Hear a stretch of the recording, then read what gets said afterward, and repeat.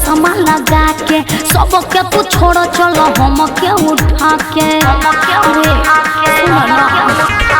कहाँ जात बाड़ो राजा चश्मा लगा के सबके तू छोड़ चलो हम के उठा के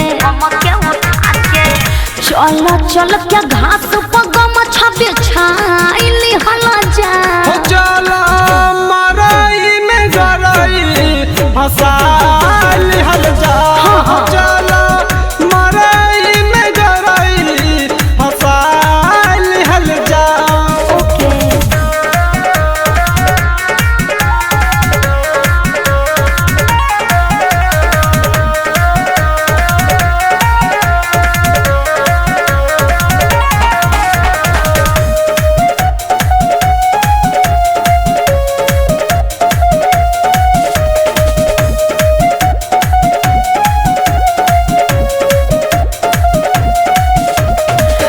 राजा हम तोहरे पीछे कोई जिंदगी जियान हो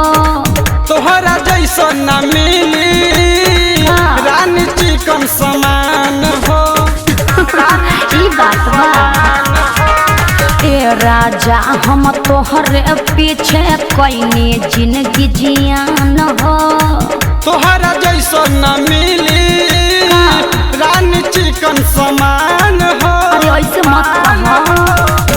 काम काज के छोड़ के जिया जुराइली हला जा चल मरई में गरई फसाइली हल जा चल मरई में गरई फसाइली हल जा चलो ना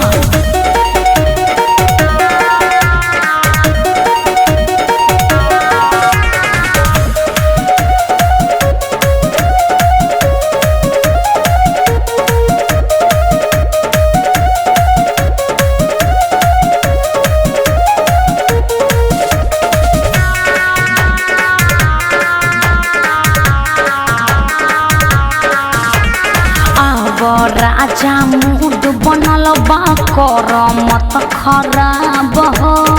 तोहरे चक्कर में रानी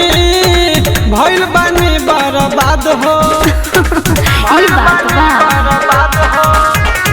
आब राजा मूड बनल बा कर मत खराब हो तोहरे चक्कर में रानी भइल बानी बर्बाद हो पप्पू दीवाना चलो न टंगरी फसाइली हला